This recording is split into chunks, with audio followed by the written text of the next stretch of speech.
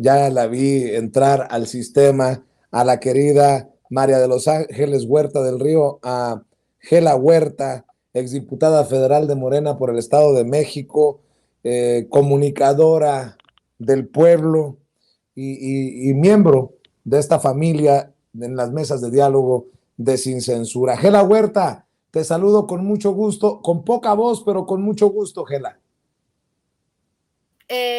Con la voz suficiente para que yo te felicite ampliamente. Primero saludo al público por la intervención magistral, diría yo, como periodista, como alguien muy informado que tuviste hoy en la mañanera. Y sobre eso quisiera, si se puede, nada más hacer un comentario, porque me parece que el tema es tan importante, querido Vicente, que necesitamos explicarle un poco más al público sobre el problema real que estamos enfrentando en materia de justicia en este país.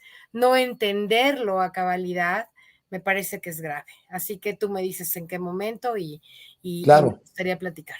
Déjame primero, si te parece, saludar al querido Manuel Aranda por allá en Hidalgo, periodista comprometido con la Cuarta Transformación, y te saludo con mucho gusto, Manuel. Querido Vicente, muy buena noche.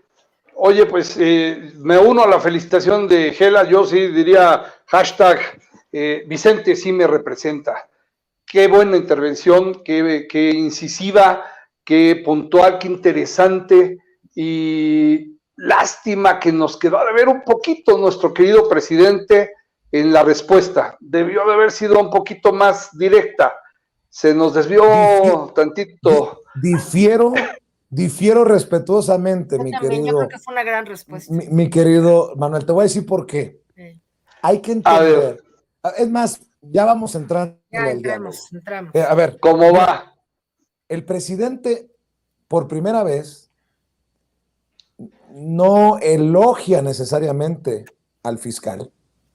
Así es. Y habla de que no tiene un fiscal imperial, que él tiene al final, en él recae la decisión de pedir la destitución del fiscal si hubiera un delito grave, que por el momento él considera que no hay delito grave.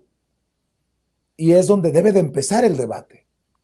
¿En qué momento una omisión, una lentitud no accidental, una lentitud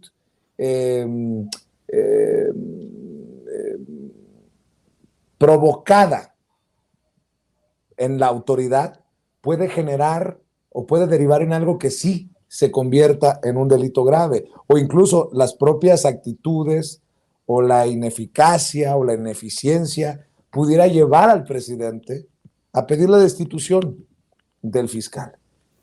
Yo difiero respetuosamente contigo, pero no estoy poniéndolo de tajo, porque algo que he defendido desde que se vinieron las críticas, porque era normal, yo ya lo veía venir, se vinieron muchas críticas, yo no tengo la verdad absoluta. Jesús Lemus, el autor del libro, no tiene la verdad absoluta. Y creo que Gersmanero no tiene la verdad absoluta. Y por ende, el presidente no tendría la verdad absoluta. Tenemos nuestras visiones. El presidente por eso dice, y yo rescato, dice, yo considero que no hay delito grave y por eso no he pedido la destitución. Y es donde creo que se genera un debate sabroso, que eso sí creo que es parte de los milagros de la Cuarta Transformación, de poder debatir sabroso, Manuel. Sin duda, Vicente. Bueno, mira, termino la idea. Coincido plenamente en lo que comenta Gela y tú. Yo también estoy contento con la respuesta hasta el punto en el que el presidente dice puntualmente, dice, no ha cometido un delito grave, pero eso abriría el debate a, entonces, no uno grave, pero tal vez uno, aunque no sea grave, pero sí hay algún delito que se le pudiera estar achacando, o que se pudiera considerar que el presidente estuviera, que el fiscal estuviera cometiendo. Digo, quedaría un poco ambiguo. A eso me refería cuando digo que nos quedó de ver un poquitito el presidente, no por su respuesta en sí, en la cual coincido con el punto de vista que ustedes ahorita esgrimen, pero sí me hubiese gustado que fuera un poquito más puntual e incisivo en esa respuesta, en la que deja abierto, por supuesto, el tema al análisis e incluso también un poco a la percepción de la gente. Mi querida Gela Huerta, ¿cómo ves lo que dice Manuel? ¿Cómo ves lo que yo expongo? Sí, yo quiero poner aquí el dedo en la llaga. Primero, de veras decir que extraordinaria respuesta del presidente y extraordinaria pregunta de tu parte. Mira, tenemos que entender algo antes todavía. Este país todavía hay una disputa por el poder. ¿En dónde está la principal disputa? En dos espacios, en el INE y en el Poder Judicial. Ahí es donde verdaderamente otra parte de la mafia que estaba en el poder sigue teniendo el poder. Para que la gente entienda con claridad, tenemos que decir y recordar que el ejercicio del poder en este país está dividido en tres.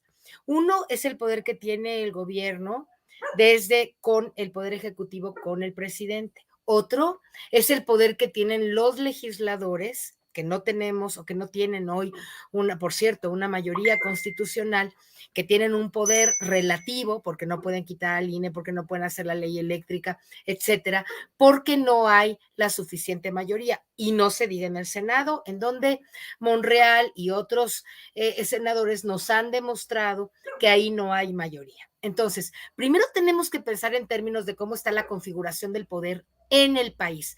En contra el INE, una cámara, un poder legislativo, digamos, parcialmente en favor de los planteamientos del gobierno, pero no totalmente porque no tenemos una mayoría constitucional, y un poder judicial prácticamente en contra de cualquier propuesta de la Cuarta Transformación. Así es como está el poder dividido en México.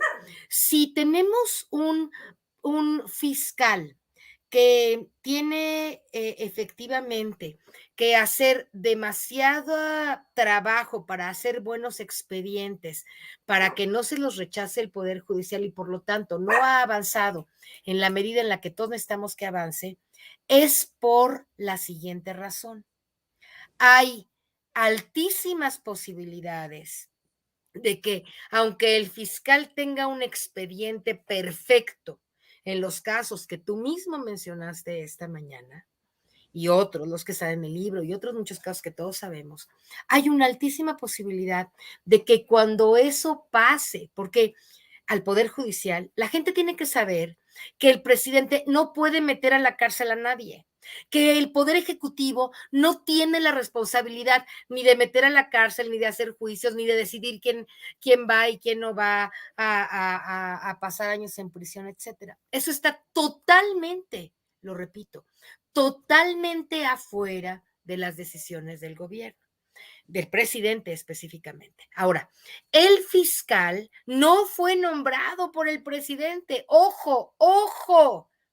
Fue nombrado por una terna que en efecto mandó el presidente, pero que finalmente se dirimió en la Cámara de Senadores. Fueron los senadores de este país quienes realmente eligieron a ese fiscal. Ahora, no creo que ese fiscal haya sido necesariamente la mejor propuesta con la que el presidente contaba. Fueron más bien los senadores en acuerdos de Cámara de senadores quienes decidieron que ese fiscal estuviera. Ahora, ese fiscal no está realmente haciendo su trabajo, no necesariamente. La pregunta ¿es posible que hoy esa Cámara de Senadores decida por un fiscal mejor que Gertz Manero? La respuesta inmediata es no. No hay condiciones hoy en este país. Fíjate bien lo que estoy diciendo, lo asevero y lo aseguro.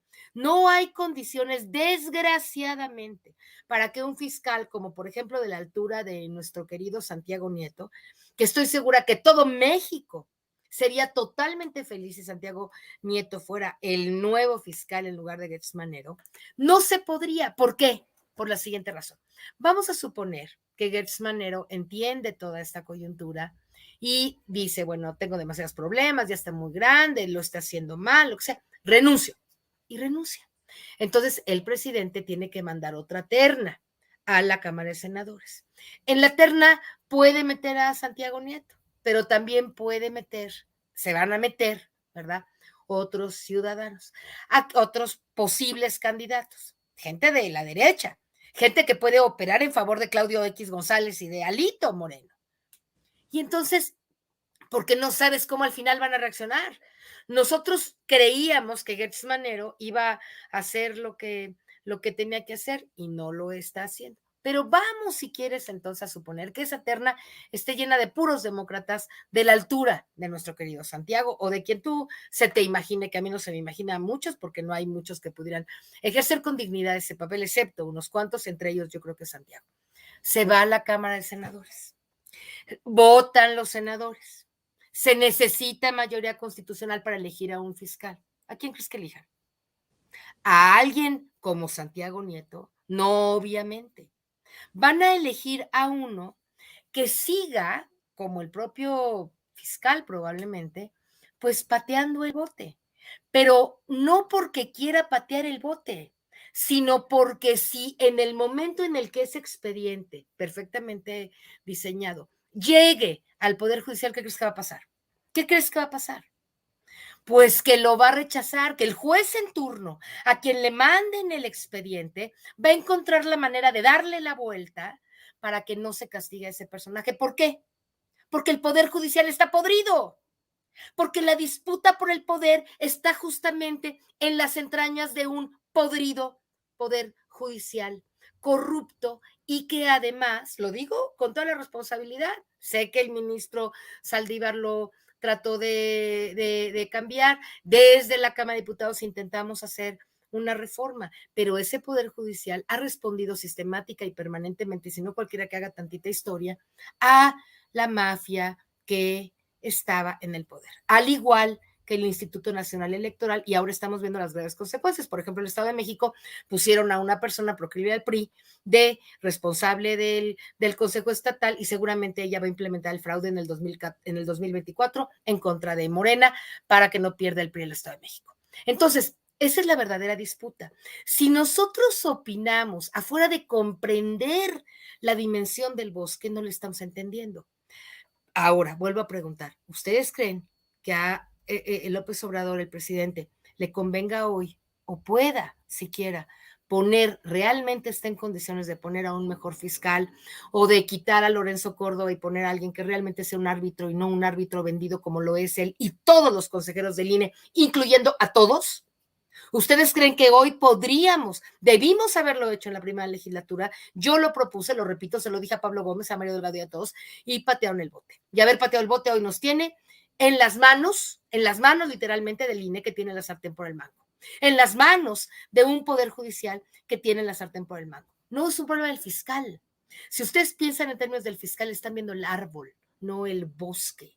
Y el bosque es mucho más complejo y no lo tenemos. No tenemos al INE, no tenemos el Poder Judicial y por lo tanto, me temo, ojalá yo me equivoque, en esta transformación, en este sexenio, no tendremos a un pez gordo, a ninguno, me temo que ni siquiera a Alito, que hay tantas pruebas contra él, en la cárcel, no porque el presidente no quiera, no porque el fiscal no lo quiera, sino porque el Poder Judicial va a proteger al panismo y a los priistas tanto como pueda, tanto como hasta ahora lo Sí, sí, estoy de acuerdo contigo, Gela, pero necesitamos un fiscal que arme buenos expedientes. No va a servir de todas maneras, amigo. A ver, donde los arme.